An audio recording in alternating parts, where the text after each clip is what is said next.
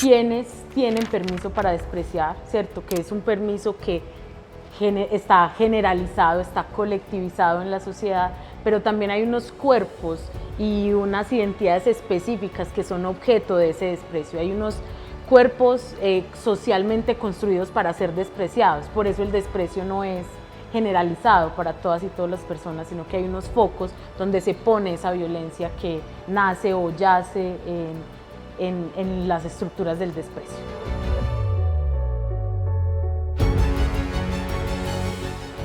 Bueno, pues yo soy Sari, soy activista e investigadora lésbica de la ciudad de Medellín.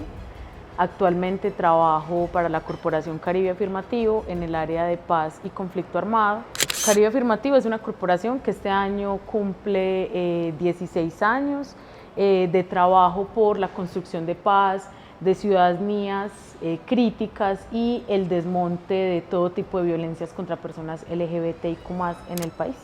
Caribe Afirmativo produce, digamos, su primer informe en el análisis de una primer década, que es entre el 2009 y el 2019.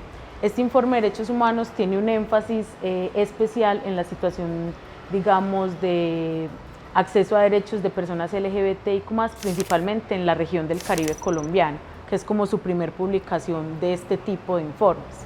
Un poco la segunda se publica sobre el año 2021, también sobre el contexto de derechos humanos de personas LGBT en el Caribe, y ya será el del 2022, 2023 y 2024, que es el que presentamos este año, quien aborda la situación de derechos humanos en el ámbito nacional.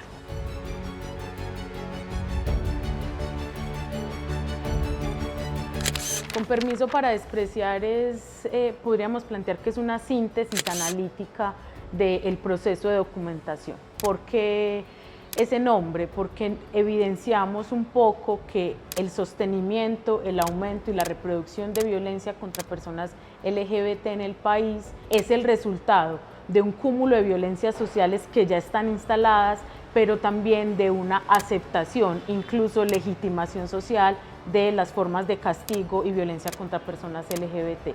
Entonces, encontramos que hay un ambiente, hay una cultura ciudadana que acepta y no genera resistencia pública, abierta y organizada en torno a oponerse a la violencia contra las personas LGBT. La estructura del informe, digamos que está compuesta por un primer momento de presentar reflexiones y un contexto general de los últimos 5 años de la situación de violencia contra personas LGBT. Vienen apartados temáticos, digamos, por la modalidad o la tipificación de la violencia. Entonces tenemos un apartado de violencia homicida, feminicida, violencia sexual, actos discriminatorios, violencia policial, violencia digital, violencia contra personas privadas de la libertad, que digamos que sería como el corpus categorial que nos permite ver en esas diferentes modalidades de violencia cómo se mueve, digamos, hacia las personas LGBT, y además tiene unos componentes de pertenencia étnica, nacionalidad. Están desagregados los datos por territorio y por orientación sexual e identidad de género.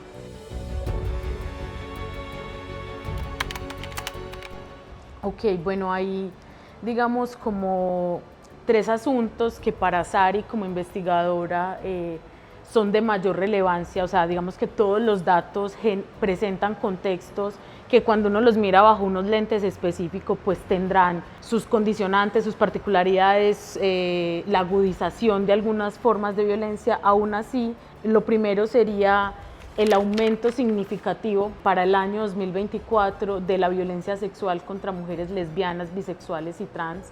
Es un dato relevante que muestra las estadísticas del informe, casi que un aumento del 200%, en algunos casos incluso hasta del 600% en relación con años anteriores. Entonces es una cifra que hoy nos genera alarma, ¿cierto?, en términos de la atención y de la prevención de la violencia sexual dirigida a mujeres lesbianas, bisexuales y trans.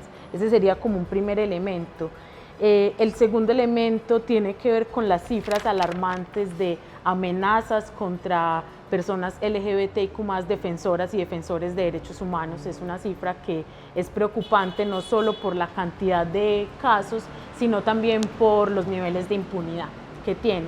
Y la tercera, que al menos, vuelvo y repito, para mí es relevante y preocupante, tiene que ver con el aumento y la diversificación de las modalidades de la violencia digital y su relación directa como con el silenciamiento o la pornovenganza hacia personas LGBT que son o líderes y lideresas, defensoras y defensores de derechos humanos, o que producen contenido para redes sociales, ¿cierto? Como una estrategia mediática también que está compuesta por distintas formas de violencia que hoy genera la necesidad de pensarnos como el espacio digital también es un escenario donde se reproduce la violencia.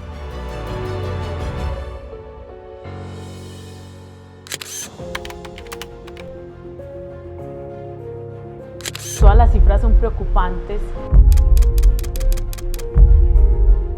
Sin embargo, la violencia homicida contra hombres gays y la violencia feminicida contra mujeres trans es una cifra que hoy tendría que estar en el centro de la discusión de la protección de la vida de las personas LGBT, teniendo presente como dos asuntos, y tiene que ver primero con que digamos son sectores LGBT sobre quienes recaen unas violencias que son, digamos, en términos cuantitativos más evidentes, que tienen mayor número de denuncias, que tienen mayor número de registro, pero también es un asunto que no podemos perder de vista, y es los patrones de criminalidad y sevicia que están asociados a los asesinatos de hombres gays y de mujeres trans en Colombia, de manera puntual.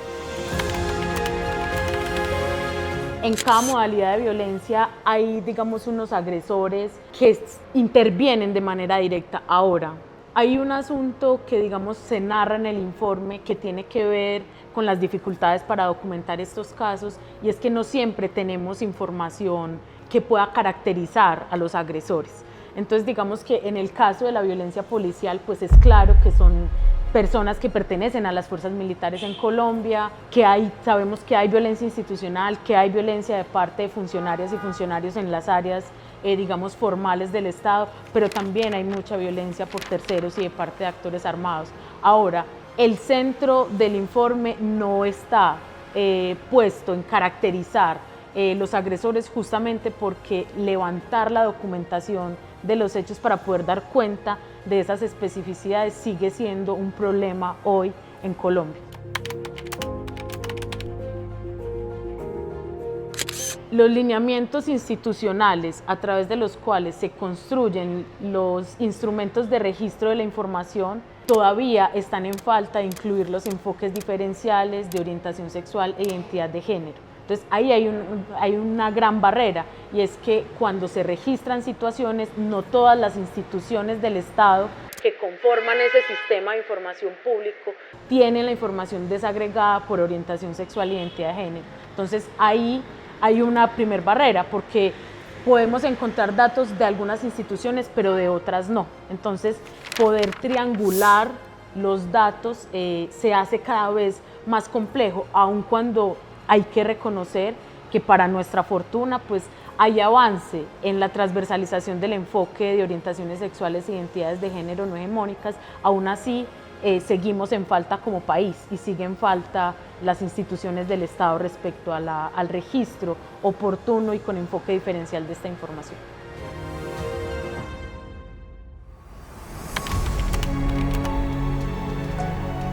Cada día en Colombia 2 personas LGBT viven violencia sexual, y de esas 2, una es una mujer LGBT. Digamos que en ese campo de mujeres LGBT, lesbianas, bisexuales y trans, pues las principales víctimas de violencia feminicida son las mujeres trans, seguidas por las mujeres lesbianas. Las mayores, digamos, víctimas de amenaza en términos del bloque LGBT son las mujeres lesbianas. Respecto a la violencia digital, son las mujeres bisexuales quienes viven mayoritariamente como los impactos de las múltiples formas de la violencia digital. Y respecto a la violencia policial, Ahí todavía tenemos muchos retos para registrarla, por supuesto, pero aún así siguen siendo, para correspondencia del informe, las mujeres bisexuales quienes viven ahí mayoritariamente las afectaciones. Digamos que en el último ítem, que tiene que ver con la violencia que viven las personas privadas de la libertad, es necesario ubicar que el mayor número de casos de violencia en un escenario de privación de la libertad lo viven las personas trans, con un porcentaje del 71% de los casos registrados. Entonces también ahí hay unos focos de violencia según las modalidades, según los territorios, según las espacialidades, y que también permiten entender cómo los sectores o la violencia dirigida hacia las personas LGBT, en este caso hacia las mujeres LGBT, tiene sus diferencias incluso en términos de la diferencia de orientación sexual e identidad de género.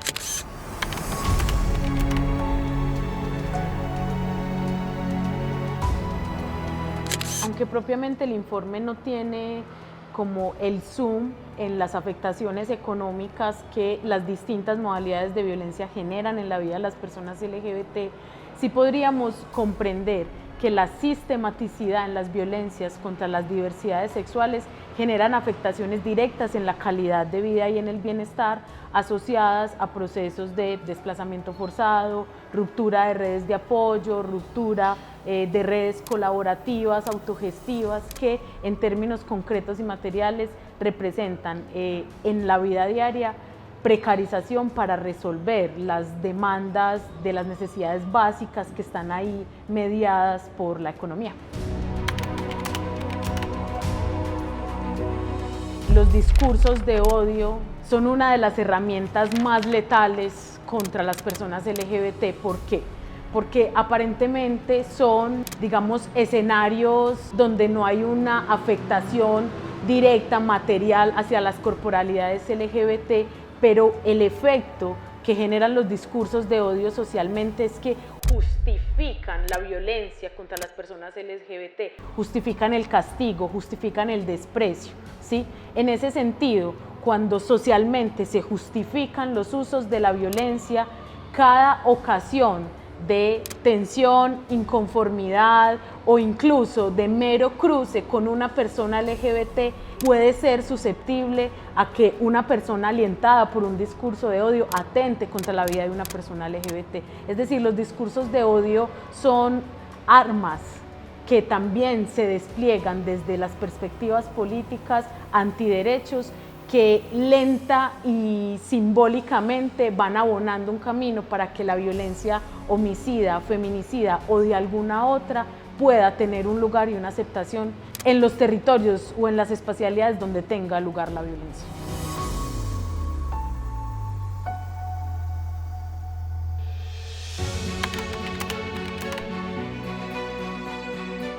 Hay unos territorios donde está concentrada también las modalidades de violencia que hemos documentado. Desafortunadamente el Valle del Cauca y Antioquia siguen siendo los departamentos donde se presentan mayor casos de violencia contra personas LGBT, pero también mayor número de denuncias, ¿cierto? Digamos que por eso tenemos el dato. Eso no quiere decir que en los otros departamentos de Colombia no esté de manera agudizada también la violencia, solo que no tenemos acceso directo a ella, ¿cierto? Ahora, hay otro elemento que también resalta el informe y que tiene que ver con la dimensión territorial, y es que efectivamente la pertenencia étnico-racial, es decir, las personas LGBT que pertenecen a pueblos indígenas, a comunidades afrodescendientes y afrodiaspóricas, tienen mayores escenarios de riesgo y de vulnerabilidad de sufrir violencia contra personas LGBT. Entonces es necesario entender que aunque la región andina de manera puntual es una de las que puede encabezar la centralidad donde la violencia tiene lugar, pues hay que reconocer que la periferia, y especialmente la periferia habitada por comunidades indígenas y afrodescendientes, también tiene unas dinámicas de violencia que son preocupantes cuando hablamos de la situación de derechos humanos de personas LGBT. Hay un primer bloque de recomendaciones que tiene que ver con la prevención de la violencia hacia las personas LGBT, que está especialmente dirigida a las instituciones del Estado que tienen la potestad de avanzar en procesos de formación, de reconocimiento, de divulgación, de producción de saber, poder colectivamente generar constantemente estrategias que promuevan la dignidad de la vida de las personas LGBT. Hay un segundo bloque que son las recomendaciones asociadas a la protección y a la atención, reconociendo los escenarios de riesgo que hoy viven las personas LGBT. Pueden estar en contextos militarizados, donde hay confrontación armada y amenazas directas a personas LGBT, y que ahí hay una necesaria y urgente solicitud al Estado colombiano de que pueda efectivamente seguir avanzando en mejorar, perfeccionar no solo sus sistemas de información, sino también los análisis situados sobre la realidad de las personas LGBT, y en ese sentido desplegar estrategias que efectivamente podamos decir que protegen la vida de las personas LGBT, porque hoy los niveles de riesgo están aumentando y las estrategias siguen siendo insuficientes para cuidar de manera efectiva la vida de las personas LGBT.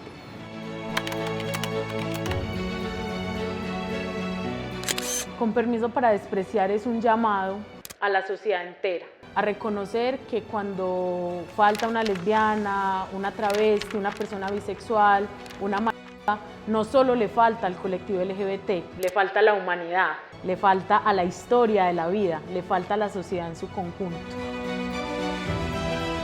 La responsabilidad de las comunidades tiene que ver con el compromiso urgente y necesario de desmontar colectivamente todas las ideas que justifiquen la violencia contra las personas LGBT. Ese es un primer elemento. Y el otro tiene que ver con un compromiso colectivo de cuidar la vida de las personas LGBT en todos los territorios del país, ¿cierto? Como es un compromiso de la sociedad colombiana cuidar toda la vida. Hoy estamos hablando de las vidas LGBT porque son importantes, porque son parte de la historia de nuestra vida, ¿cierto? Pero el compromiso es con el cuidado de la vida, y creo que es un compromiso que se extiende a todo el territorio nacional.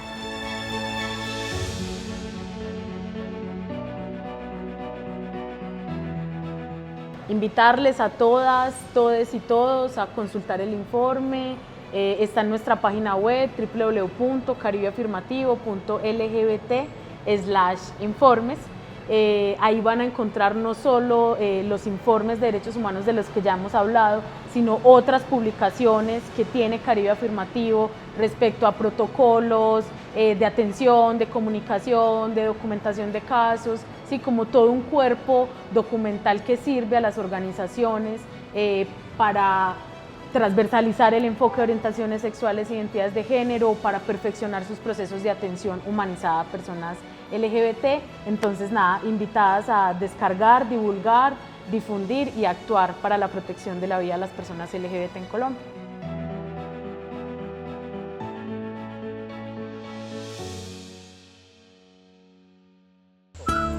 La diferencia está en confiar.